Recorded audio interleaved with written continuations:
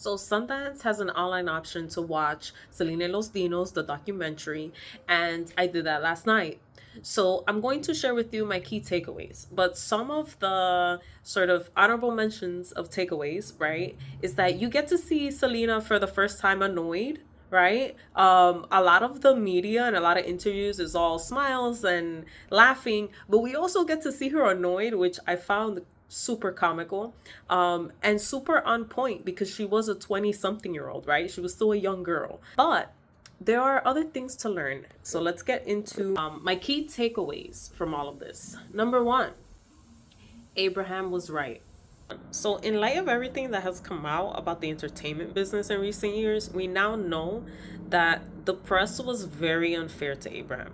He was a dad who was always two steps behind his daughter to make sure that she wasn't abused by the industry. There's a clip in there where she's doing an interview and she's like, "Well, Dad, you're making me nervous." And he's like right above her. He's standing up, she's sitting down. And I find it very honorable that Abraham made sure the business stayed in the family, because otherwise, who knows what kind of abuse she would have been subject to as a woman in that space. Unfortunately, the coward who killed her found an opening by becoming her friend.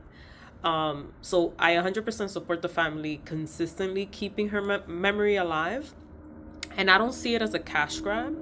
Because if you go to the museum, you see that they're still living relatively modestly, right? However, knowing what we know about the industry and the exploitative press trying to bring the killer's perspective into the limelight and all of that, it is the family's duty to continue to remind the public of this story and how it ended. So, key takeaway number one is Abraham was right. Point number two, the media is always going to criticize Q Productions and the Quintanillas on what they release because they want to get the exclusive first. So, this is kind of a side note. After the documentary, I went to see online if anybody had reviewed it. I saw Refinery 29 and their article, it ends cutely, right? But it starts with, "Oh, we didn't learn anything new. We've seen all these things before, etc." And I'm like, the Quintanillas are always damned if they do, damned if they don't when it comes to products and information and videos on Selena. However, we did learn a lot of new things in this documentary. And I would say, if you think critically about what you're being shown at the time that you're being shown it and the intention behind what you're being shown, which leads me to point number three.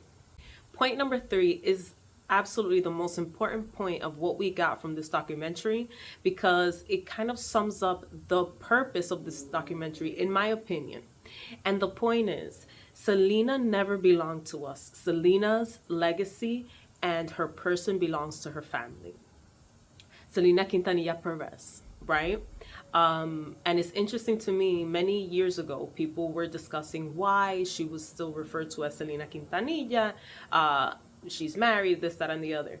And watching this documentary, I finally got it. Because Selena, the person, belongs to her family. And it made me very emotional at the very end of it. I feel like we all get very emotional because everything is just so exciting and so happy and so meaningful to the culture, but also you just love to see her win, right? And then inevitably we get to the end, right? However, the clips that they showed, the family clips that they showed, a lot of them were never before seen. And while to the casual viewer it might seem like, okay, we didn't learn anything new, number one, that is the point. That is the point. After 30 years, we are still looking for something new to learn about her because we loved her so much. And because you can't help but love her when you listen to her music, when you watch her videos, when you watch her interviews, when you watch the movie about her. And that point really tore at my heartstrings, that 30 years have passed and we still want to know new things about her. And there is nothing new to tell. The second part of that, when we watched those family videos, it finally clicked in my brain. And I think that grief does that to you. When you run through the stages of grief, and I feel like the family is at that point where they're in acceptance, but it's still grief. And at the end of the day, when you lose a close family member, and especially so young, you never get over it. And things will remind you. There are certain songs that you can't listen to. AB makes a comment about that, and I was like, I understand that because of my own personal grief in my own life. There are certain songs that he can't, and he will exit the store and he will turn off the radio, and that's a grief that they have to live through forever. And it's not something that the public will ever have to live through, no matter how much of a fan you are, no matter how many tears come out when you watch the J-Lo movie or you watch the documentary. You will never understand and you will never know. And the video clips drove that home because I'm like, they know who she really was. They heard all the I love yous.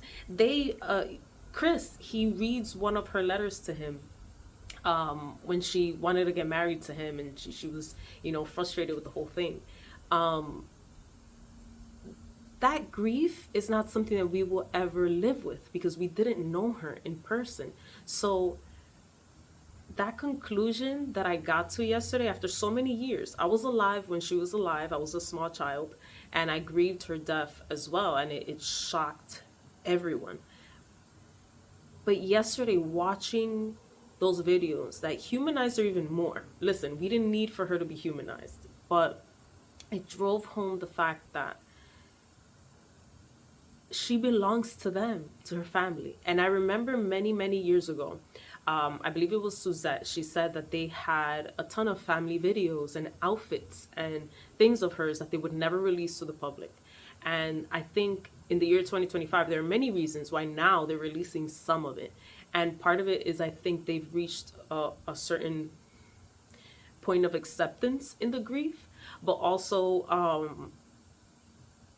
I don't think they intended it to drive this point home, but it does drive the point home that she does belong to them.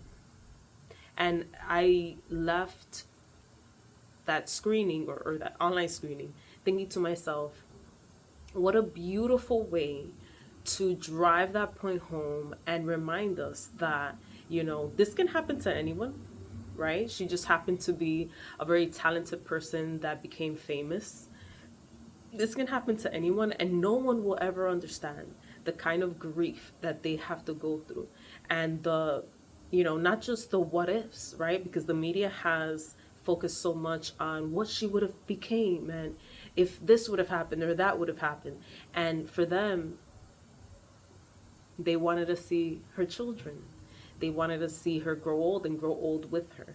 Um, they wanted her to come home that day.